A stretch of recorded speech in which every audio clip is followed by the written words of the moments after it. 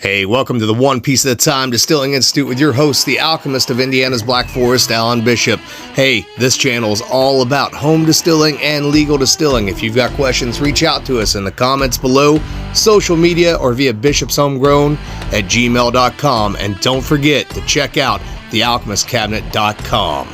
Hey, what's up, guys? Just checking in today with the One Piece at a Time Distilling Institute. And, fair warning, don't judge me. It was Monday. It's also maple syrup season, so we've been boiling down maple syrup for the past couple weeks. I got a video coming up on that here shortly. It's been a busy couple weeks is what I'll say, between work, side projects, consultation, videos, If You Have Ghosts, You Have Everything podcast, and the various other podcasts I do for work. Yeah, so that being said, I'm in my pajamas. Deal with it. Sorry, not sorry. I'm a grown-ass man, and I'm going to do these videos the way I want to do them and be comfortable doing it. Anyways, as you know, we haven't done a whole lot of process stuff here lately because, much like Bearded and Bored, you know, I don't have liquor fairies. I have liquor ghosts, if you will. And the liquor ghosts tell me that the cold, unreliable weather, as well as my choice of certain fermentation materials, including coffee and cranberries, resulted in some stalled fermentations, which I do now have worked out and they are working through. Let me rephrase that. My ghosts now have worked out and they are now working through. So process stuff is coming. But one of the other things I wanted to touch on in this video series, and one of the things I set out to do with the One Piece at a Time Distilling Institute, was to talk about good equipment and the good people that build that equipment. And so you guys have seen, we did a One Piece at a Time Distilling Institute / 13 Stills crossover still, the Black Forest edition, with Jason Wade Harrell, and he sold a couple of those and really getting the word out there. He also built a beautiful 50-gallon version of that thing with like a 5-gallon gin basket head that I'm super jealous of. And if I could ever drum up the money to put that thing in a legal distillery somewhere, that's where it would be going, absolutely. But the other person you probably noticed I've been working with a lot is my brother, Wayne Herbert. Wayne and I, we talk a lot and we trade ideas and materials back and forth quite a bit. And Wayne started what he calls Ozark Stillworks. You'll notice them in the intro of our video. Wayne is one hell of a dude, guys. I'm not even joking. And he's trying to break into the equipment industry. And the stuff that he's doing is perfect for this channel. Because again, on this channel, we don't focus as much on the beginning distiller, beginning moonshiner, beginning home distiller, as much as we do those people who want to take things up to the next level, right? So I talk a lot about reflux and highline distillations, and, you know, I don't do a lot of plates and stuff like that, but I do a lot of reflux and go up to a little higher proof for that more fruity, floral sort of profile in white spirits. We talk about a lot about advanced equipment. We talk a lot about, obviously, how, in my opinion, I mentioned this on my other podcast, Distillers Talk with Christy Atkinson a lot, the next generation of craft distillers is the current generation of home distillers, and they're going to be taking things to a whole new level because they have equipment that even us previous generations of home distillers didn't have access to, as well as ingredients that we didn't have access to. So they're playing around with all kinds of things that are pushing the envelope. But Wayne is really pushing the envelope, and I want to show you a couple pieces of copper work and kind of explain them to you that Wayne has sent me for review. And I have run the two main ones here several times, so they ain't nearly as shiny as what they were when I came in, because, you know, I do use my stuff quite a bit, and it's not always in the best storage conditions because I don't have a whole lot of room to store stuff. So that being said, the first thing you probably ever saw on the channel from Wayne was this bad boy right here. This is what we call the shocker reflux condenser, and you can see Wayne's wife put that decal on there. The shocker, as you've seen me throw up in a lot of my videos, including the Alan Bishop Experience, etc. But this thing is awesome. Now, listen, I know there's a distilling forum out there that wanted to talk trash about this and say that it wasn't going to be effective or effective enough, etc., etc. You're welcome to your opinions. I'm also welcome to tell you that you're wrong. Having had my hands involved in this thing, put it to use, it is highly effective. So the idea here is both, you know, design and function. It's a cool fucking design, guys. It's very steampunk, obviously, you know, the flattened coil copper on it. It's one of the big differences between his version of this and other people's version is Wayne actually flattens this annealed. So all this annealed comes in contact with this 2-inch copper tube here. He can do these in 3-inch too. You can probably do them in any size that you wanted, really. And it works just like a reflux condenser or a deflator.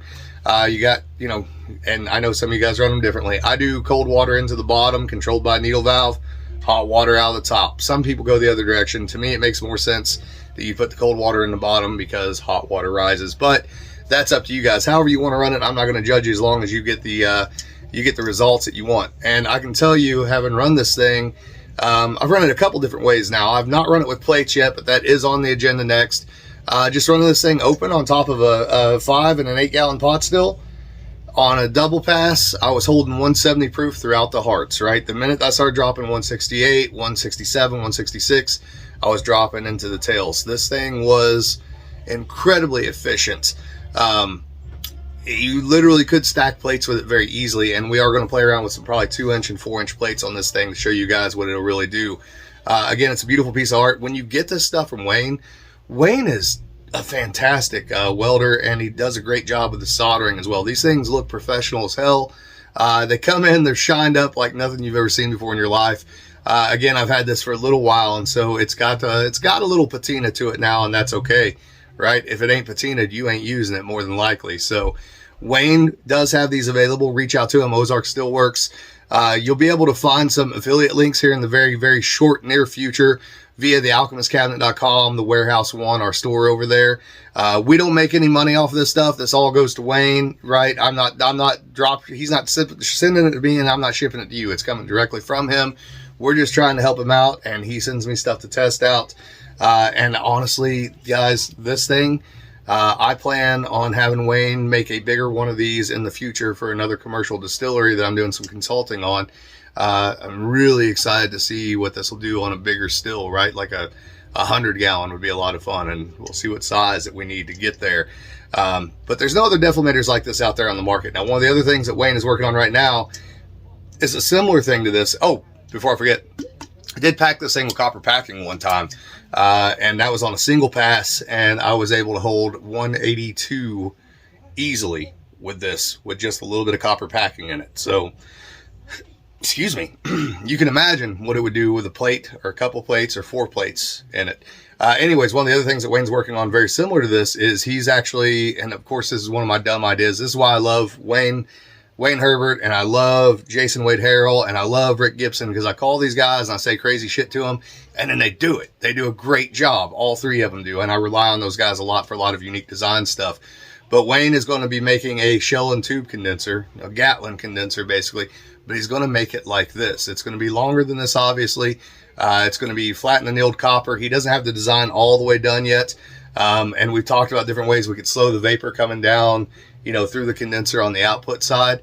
And I think he can get to 100% efficiency on that condenser too, and then hold the right obtention temperatures for alcohol, as well as having this cool steampunk aesthetic to the whole thing. I mean, you're playing around with small stills, and yeah, it's great if it still works, even if it doesn't look perfect. As long as it works, that's all that matters, right? We talked about that before on the show. But if it can look cool as hell too, why wouldn't you want it to? That being said, the next thing I'm going to show you, I have not used this yet, but this is a little cleaner than the other two because it just came in, to give you an idea of Wayne's work here. So I was needing a 2 to 4 triclove reducer, and I had said something to Wayne about it, not realizing that I had a couple 2 to 4 stainless already kind of stashed away that I forgot that I had. And Wayne put this deal together for me. That was a dog walking in again. I know some of you are going to try to convince me it was a ghost because the paranormal thing. It's not. It's the dog. Anyways, check that out. Wayne just recently got into doing the actual copper sheeting and stuff like that. But you can see how nice that is. Nice on the inside as well. And he just does great work, guys. And when it comes in, it's all polished up. It's beautiful. Hell, there ain't a fingerprint on it. And he packages it great too. So this you'll see in future videos as well. And I kind of lost my train of thought, but I'm getting back to it here. So the next thing that I had Wayne design, and Wayne and I worked on this back and forth a little bit. This is what we call the Mr. Fusion pot still head. So this is a pot still head, closer to an alembic style than a lot of the styles that are out there now for home distilling levels. This is an older sight glass I threw on from Still Dragon. I do like the Still Dragon sight glasses. They're good, high quality sight glasses that I highly recommend if you don't have to take them off very often, obviously, because they are, obviously screwed together. So they're not easy to take off and put back on necessarily. But the idea here was to have a pot still head that was closer to an alembic, but that also had, and I don't know if you can even see it in there, maybe a little bit, but also has a coil on the inside for a deflator. So again, cold water in, hot water out, right? You can have a reflux condenser right there in the pot still head. I'm going to be playing around with this a lot on highline distillations, but also on some gin distillations where I want to really focus on those lighter, fruitier flavors again. So I might actually run this above a gin basket, try to reflux onto that gin basket to some greater or lesser degree, and see what I can get out of that as well. There's so many opportunities to do cool stuff with this. I mean, and it's a nice compact unit. You can throw it on, you know, all kinds of stills. I mean, he even ran this on a 25 gallon out there just to test it out, and it held up, and he got great reflux off of it. It actually seems so far that this is a little bit more fine-tuned than even the shocker that we had over here, right? So both of which, you know, I've not had a chance to run this on reflux yet. That's coming soon. But if it does, you know, anywhere near as well as the shocker does, I'm real excited about it. And again, you can see, you know, the professionality of what he's doing here, even with the solder. It all looks great. So listen, guys, I'm not ever going to recommend trash equipment to you guys. Ever. That's not something I'm going to do, because I know how frustrating that is. I've been through it before myself, both on a home level and a professional level. So when I mention, you know, a builder out there that I really like, it's because I really like them. The other cool thing about this pot still head is you can buy these from Wayne with or without the reflux condenser. So if you just want a cool alembic style head with a sight glass in it, reach out to him, man. He can do that too. So there's a couple other things coming up that we're working on. We mentioned I'm having a hard time, the shell and tube condenser a while ago. But the other thing that we are working on is a inline thumper design. And I know that that's on the drawing board right now. And it may sound a little odd to you when you hear inline thumper. And when I say inline, so you imagine your pot still, right? And this is the head on it, perhaps. Okay. Or you can go the other direction. It doesn't matter. You can put this on top. But you would actually have a thumper built into it. It's almost like a two-chamber still in some ways, except it's not a continuous flow design. It's just basically like running a thumper that would be off to the side, except that it's on top of your still. But there's some unique features in it that are going to make it very, very efficient. Probably more efficient, in my opinion, than any of the other thumper designs that are out there currently right now. And I'm super excited to get my hands on that thing and see what it does. But guys, I'm telling you, check out Ozark Stillworks. Again, I'm not going to recommend trash product to you guys, ever. I'm not here just to shill for people. You know, Wayne is good people. He's a good builder. He's making great stuff, and it's advanced stuff, right? If you want to take your distillations to the next level, you know, there's plenty of stuff out there for beginners, guys. This is the next level. This is where you go to after you've gotten started and after you've been involved for some amount of time and after you've sort of, not really, I don't want to use the word mastered, but after you've sort of, I guess, conquered some of the categories with sugar shine, maybe even all grain. This is your next step. So check out Ozark Stillworks, Wayne Herbert. You can you'll be able to find links to the products on thealchemistcabinet.com/thewarehouse1 here in the very near future. As always, if you have any questions about distillation, reach out to me, bishopshomegrown@gmail.com, thealchemistcabinet.com, social media, or the YouTube comments below. Thank you guys all for subscribing. Thank you guys for all being cool as hell, right? I appreciate the hell out of it. I never thought that this channel would be anything much, but it seems like there's some real interest in it. And I'm going to keep it going for as long as I can. Send me your questions, y'all. Love you. Later.